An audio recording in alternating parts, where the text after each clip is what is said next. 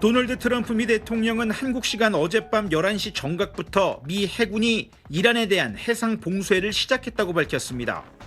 봉쇄 작전에는 다른 나라들도 참여할 예정이라고 말했습니다.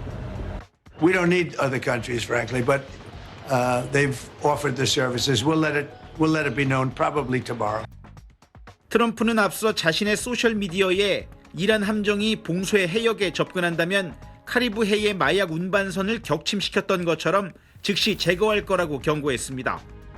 트럼프는 이란이 매우 간절하게 합의를 원하고 있지만 핵무기 개발을 포기하지 않는다면 합의는 없다고 거듭 강조했습니다. We agreed to a lot of things, but they didn't agree to that. And I think they will agree to it. I'm almost sure of it.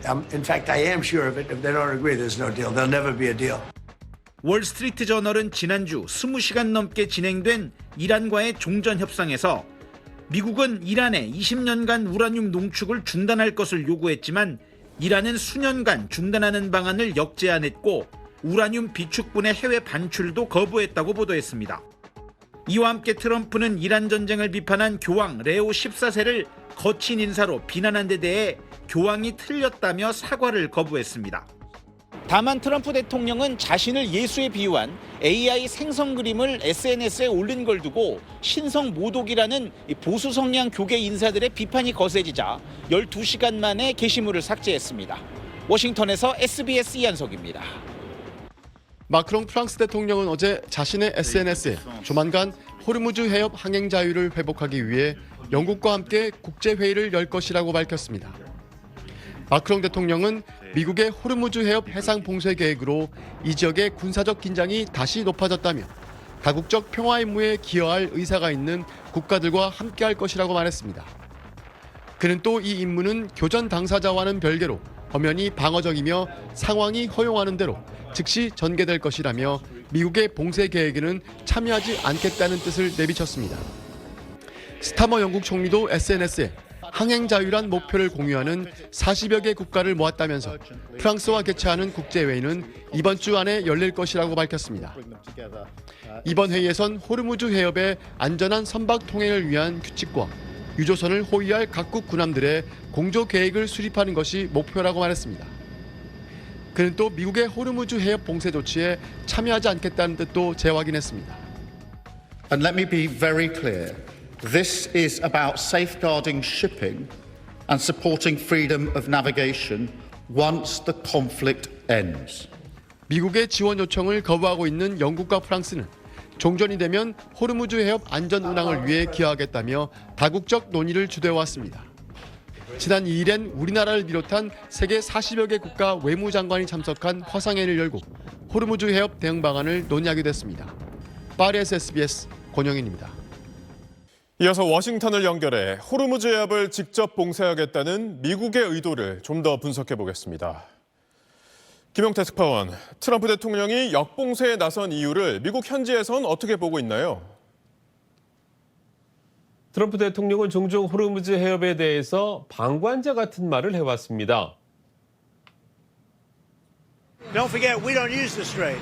Other countries use the strait. So we do have other countries coming up and they'll help out, but we don't use it. 하지만 유가 상승은 미국도 예외가 아니었습니다. 특히 이란이 호르무즈 해협을 움켜쥔 채 협상에서도 강하게 나오자 근본적으로 판을 흔들 필요가 있다는 판단을 한 것 같습니다. 이란의 석유 수출길, 즉 돈줄을 차단하는 최대한의 압박으로 2차 협상을 미국에 유리하게 이끌겠다는 겁니다. 또 이란 원유를 사는 중국이나 인도를 향해서 원유가 끊길 수 있으니 이란에 압력을 가하라는 뜻으로도 해석됩니다.